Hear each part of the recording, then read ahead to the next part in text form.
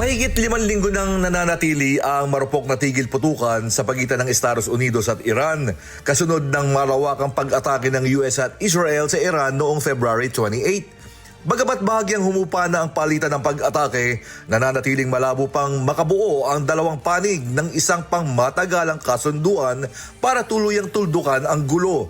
Sa isang panayam, sinabi ni US President Donald Trump na nauubusan na siya ng pasensya sa Iran at dapat na makipagkasundo ang Tehran sa Washington. Patuloy na iginigiit ng Estados Unidos na dapat itigil ng Iran ang kanilang uranium enrichment at ilipat sa ibang bansa ang kanilang highly enriched uranium stockpile. I can only say that Iran, I can say this with very, very strong conviction, Iran will never have a nuclear weapon. Not going to happen. Giit naman ng Iran, may karapatan sila sa kanilang nuclear technology para sa mapayapang gamit bilang bahagi ng Nuclear Non-Proliferation Treaty.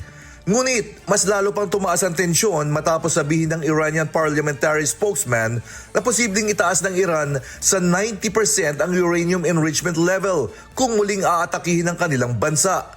Ang ganitong antas ay itinuturing ng weapons-grade purity.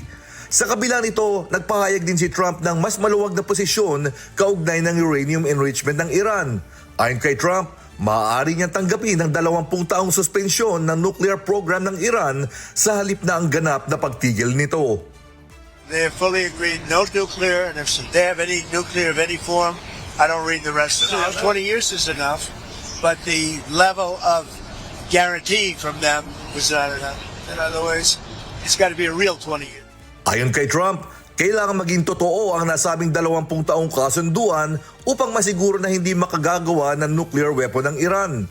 Samantala, nananatili namang tutol si Israeli Prime Minister Benjamin Netanyahu sa anumang kasunduan na hindi ganap na matanggal sa nuclear capability ng Iran. Giit nito, dapat mailabas o matanggal ang stockpile ng enriched uranium bago matuldukan ang digmaan. James Bontuyan, humahataw sa balita ngayon.